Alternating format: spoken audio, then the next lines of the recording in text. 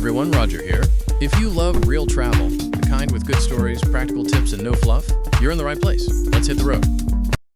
A tiger jumped out at me in the middle of an abandoned gas plant in Seattle. I'm not joking.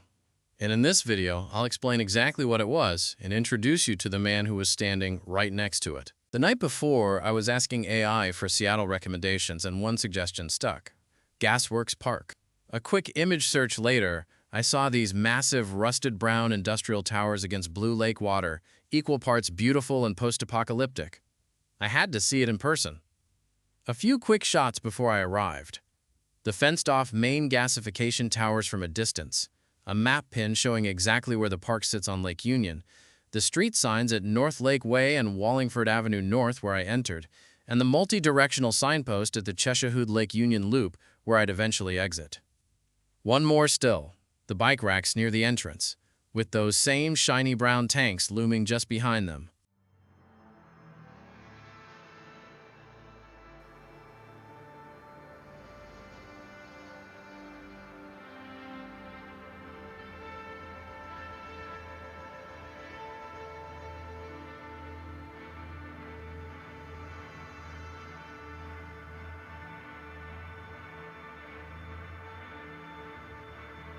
First stop, oddly enough, the park restroom. Black and white tile, a stainless sink, a hand dryer, an accessible toilet stall with grab rails, and a steel door tagged with graffiti, sunlight peeking through a perforated mesh panel above it. I turned on the tap, warm water, in a public park. That might sound like a small thing, but most park restrooms I've used in the US are cold water only. Clean and warm water made me genuinely reconsider how well-funded Seattle's park system must be.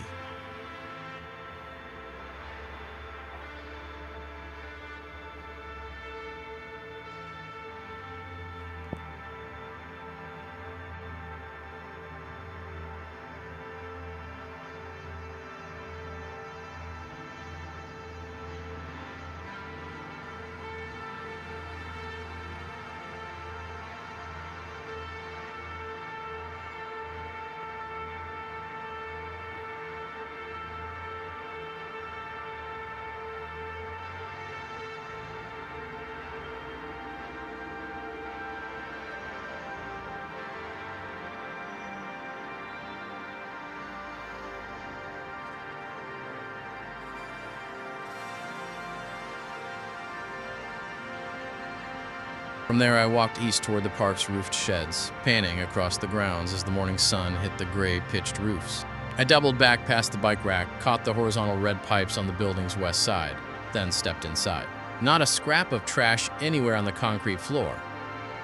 For an abandoned industrial site aesthetic, this place is meticulously maintained.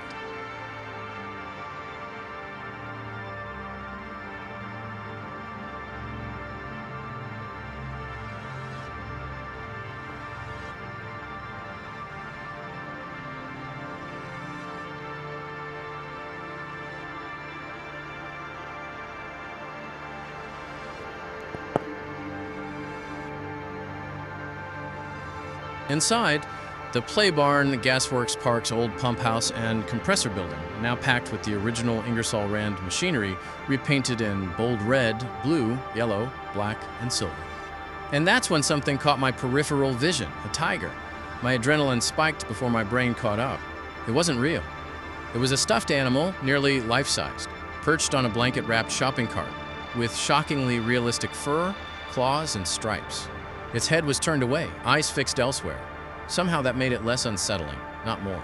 Standing beside it, a man in a long maroon coat, back to me, his face lost in the backlight. I'll have more on him in just a second. For now, just take in this surreal scene. A stuffed tiger guarding a shopping cart inside a century-old gas plant.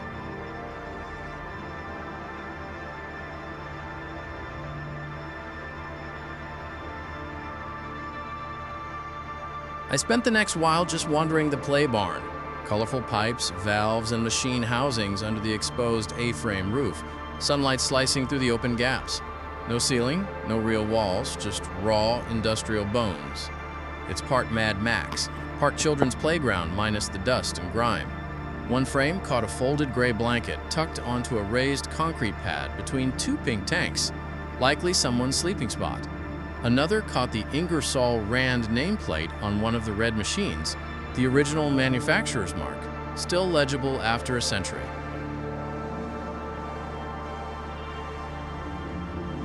Two photos here tell the rest of that story. The tiger, again, lower frame. Then the man, long maroon coat, pink socks, gray sneakers. His face kept out of frame at his request, though he was kind enough to let me photograph the scene. We talked briefly. He was clean, well-groomed, hair pulled back, and writing in a notebook full of mathematical formulas I couldn't begin to understand.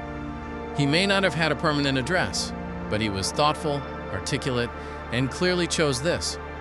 One of the most memorable 5 minutes of this whole trip.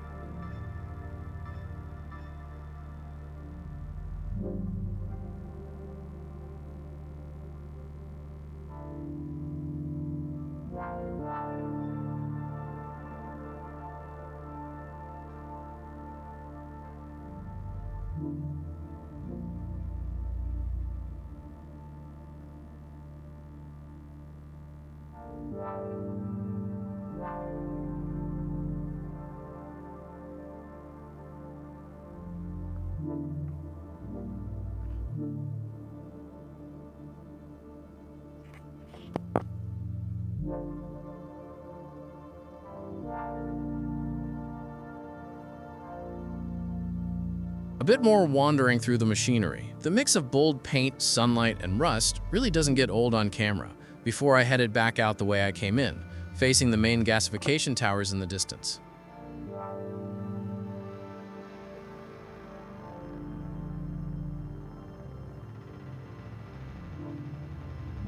Walking toward the fenced central towers, I crossed two crisscrossed horizontal pipes and started up a gentle slope. By now, the park had properly woken up. Joggers, cyclists, dog walkers, kids. A small group of Canada geese were grazing on the lawn, having their own breakfast before I got too close.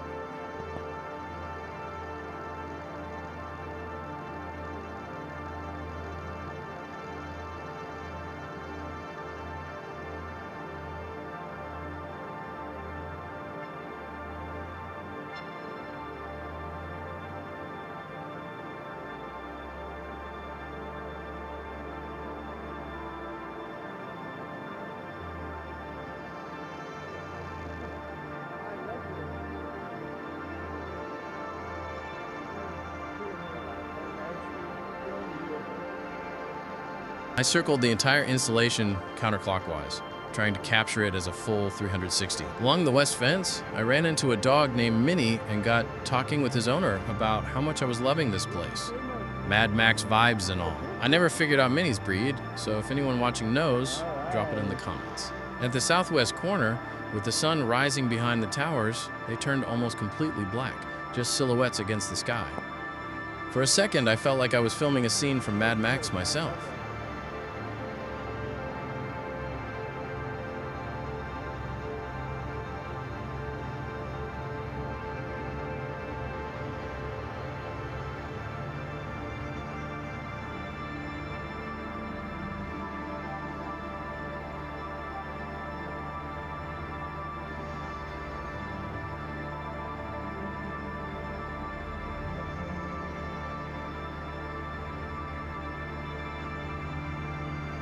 Quick fact check, the original pump house and exhauster compressor building became the children's play barn, featuring a maze of Ingersoll Rand machines, so that Ingersoll Rand nameplate I spotted is exactly right. It's the original manufacturer's mark on the machinery. And Gasworks Park was built on the only remaining coal gasification plant site in the United States, operating from 1906 to 1956, before the city bought it in 1962, and opened it as a park in 1975, designed by landscape architect Richard Hogg.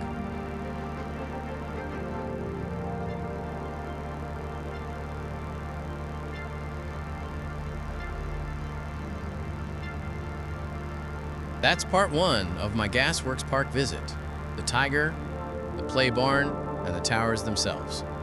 There's more of this park I haven't even gotten to yet, so subscribe if you want to see what else this strange, beautiful place has to offer.